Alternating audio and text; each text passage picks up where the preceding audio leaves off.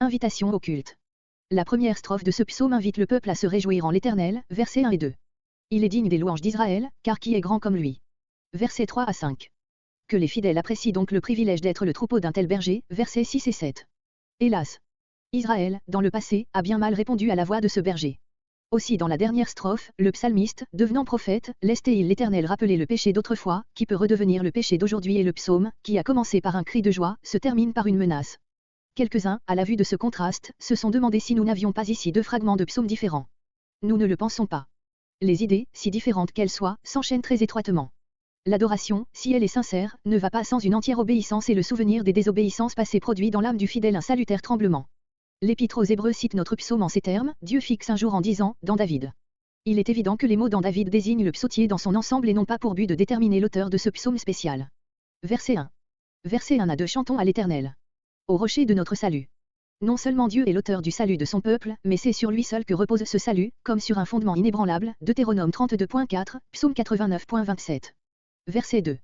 Allons au-devant de lui, littéralement, prévenons sa face. Il s'agit des troupes de fidèles qui se rendent au sanctuaire. Verset 3. Versets 3 à 5.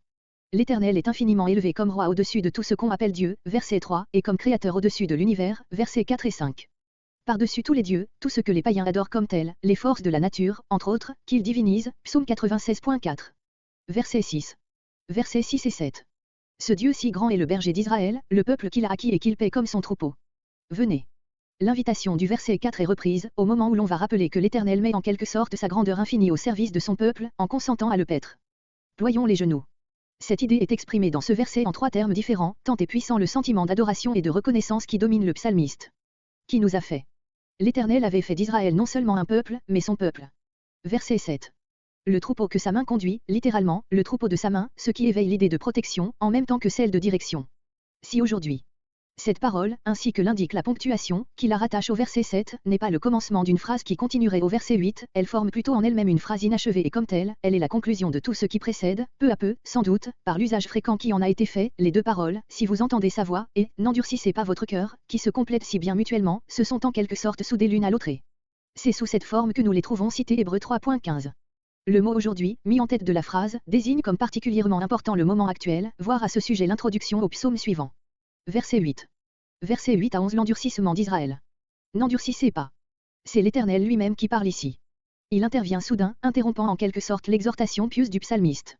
À ceux qui viennent l'adorer, il ne demande qu'une chose, c'est d'être plus dociles que leur père. Mériba, dispute, Massa, tentation, voir Exode 17.17. Verset 9. Vos pères m'ont tenté, voir Psaume 78.18, note. Verset 10. 40 ans.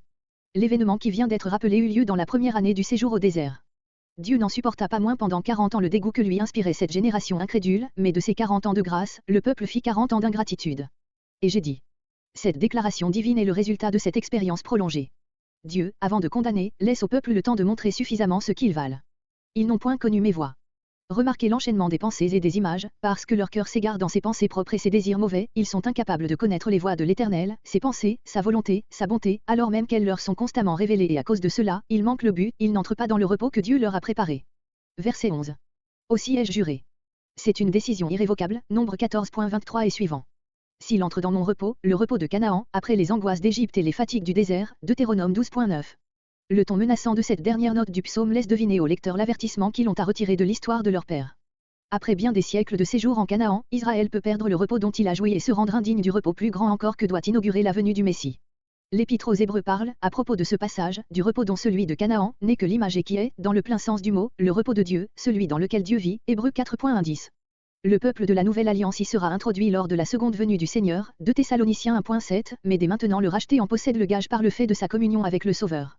Ce psaume conserve donc toute sa signification pour l'Église chrétienne, qui attend la seconde venue du Seigneur, comme le peuple de l'Ancienne Alliance attendait la première. Il a une importance particulière pour notre époque, où tant de choses font pressentir que nous sommes à la veille de graves événements et que nous marchons à grands pas au-devant de l'avènement du Seigneur. Egr Stamber.